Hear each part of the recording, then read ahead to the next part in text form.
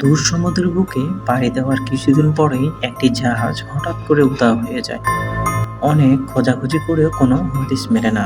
জাহাজটি কি কোনো দুর্ঘটনার শিকার হয়েছিল, নাকি সমুদ্রের বুকে লুকিয়ে থাকা কোনো এক গভীর শক্তির কবলে পড়েছিল?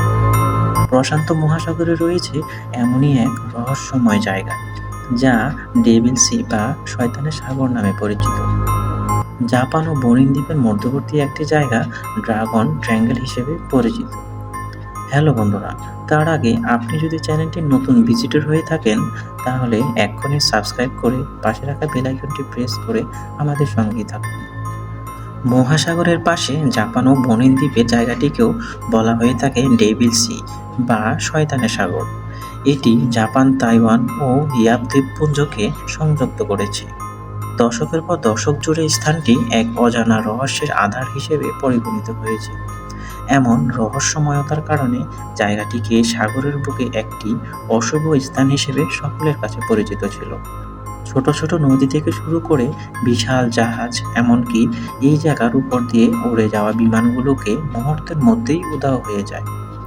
চীনের প্রায় 1000 খ্রিস্টপূর্ব থেকে একটি পুরানো মতবাদ অনুযায়ী এই সাগরের পানির অতলের গহীনে লুকিয়ে আছে এক বিশাল ড্রাগন। সে যখন পানির নিচে চলাচল করে, তখন সাগরের বুকে বড় বড় ঘূর্ণিপাক, সাগরের ঝড় সহ চারিদিকে ঘন কুয়াশায় ঢেকে যায়। ড্রাগনের যখন ক্ষুধা নিবারণের সময় হয়, তখন সমুদ্রের পৃষ্ঠে চলাচলরত বিভিন্ন জাহাজ আকাশপথে চলমান কোনো বিমানকে টেনে পানির নিচে নিয়ে যায় এবং তাতে থাকা মানুষকে খেয়ে ফেলে। এই কারণেই জায়গাটিকে ড্রাগন ট্রায়াঙ্গেল নামে পরিচিত হয়ে এসেছে সেই আদিকাল থেকেই। 1952 সাল থেকে 54 সাল এই সময়টাতে মোট 5টি সামরিক জাহাজ এই জায়গায় অতিক্রম করার সময় নিখোঁজ হয়ে যায় এবং এতে প্রায় 700 লোক প্রাণ হারান।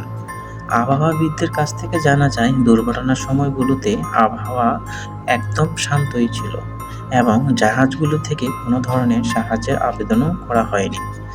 এছাড়া 1800 শতকের দিকে লোকমুখে প্রায় শোনা যেত, অনেকেই এই এলাকা জাহাজ করে এক রহস্যময় নারীকে প্রদক্ষিণ করতে দেখেছেন। এত সব অশুভ জায়গার কারণে ঘটনাস্থল এই জায়গাটিকে একসময় শয়তানের সাগর বলে আখ্যায়িত করা হয়েছে। কিন্তু কিছু অদ্ভুত ঘটনা সম্পর্কে অবগত হওয়ার পর 1950 সালে জাপান সরকার রহস্যের উদ্ঘাটনের জন্য 31 জন ক্রু বিশিষ্ট কায়ুমারুনম 5 নামক একটি বিশেষ জাহাজ পাঠান। দুর্ভাগ্যবশত এই অনুসন্ধানকারী জাহাজটিও নিখোঁজ হয়ে যায়। এর ঠিক 2 বছর 60 টন ওজন বিশিষ্ট ডোশি মারুনম এক জাপানি জাহাজ একইভাবে গায়েব হয়ে যায়। 1995 সালে লারি কুশ নামক একজন আমেরিকান লেখকের প্রকাশিত দ্য বারমুডা ট্রায়াঙ্গেলের বিভিন্ন জাহাজ বা বিমান নিখোঁজের কারণ উল্লেখ করা হয়। বইটিতে বলা হয়েছে, এই এলাকার সমুদ্রের তলদেশে প্রচুর পরিমাণে সক্রিয় আগ্নেয়গিরি এবং ভূমিকম্প প্রবণ এলাকা রয়েছে, আর এই কারণে এখানে প্রায় নতুন নতুন দ্বীপ জেগে ওঠে এবং অনেক দ্বীপ বিলীন হয়ে যায়। 1972 সালে লন্ডনে সাকা ম্যাগাজিন প্রকাশ হয়েছিল। পৃথিবীতে সর্বমোট 12টি স্থান রয়েছে যেখানে তীব্র চুম্বকীয় আকর্ষণ অনুভূত হয়, আর ডেভিল সি বা ড্রাগন ট্রায়াঙ্গেল এমনকি এক জায়গায় অনেকগুলা সম্ভাব্য কারণের মধ্যে আগ্নেয়গিরির অনুপাতকে মুখ্য কারণ বলে গণ্য করা হয়। সুনিশ্চিত কারণে এখনো কোনো সিদ্ধান্তে উপনীত হওয়া সম্ভব হয়নি। এছাড়াও বিজ্ঞান ও প্রযুক্তি কল্যাণে মানুষ অনেকটা এগিয়ে গেলেও প্রাকৃতিক কিছু রহস্যের কাছে আজও হার মেনে নিতে হয়। আজকের এই অজানা বিষয়টি আপনার যদি ভালো লেগে থাকে, তাহলে এক্ষুনি লাইক, কমেন্ট, শেয়ার এবং সাবস্ক্রাইব করে আমাদের সঙ্গে। তো দেখা হচ্ছে নতুন এপিসোডে। ততক্ষণ পর্যন্ত ভালো থাকুন, সুস্থ থাকুন।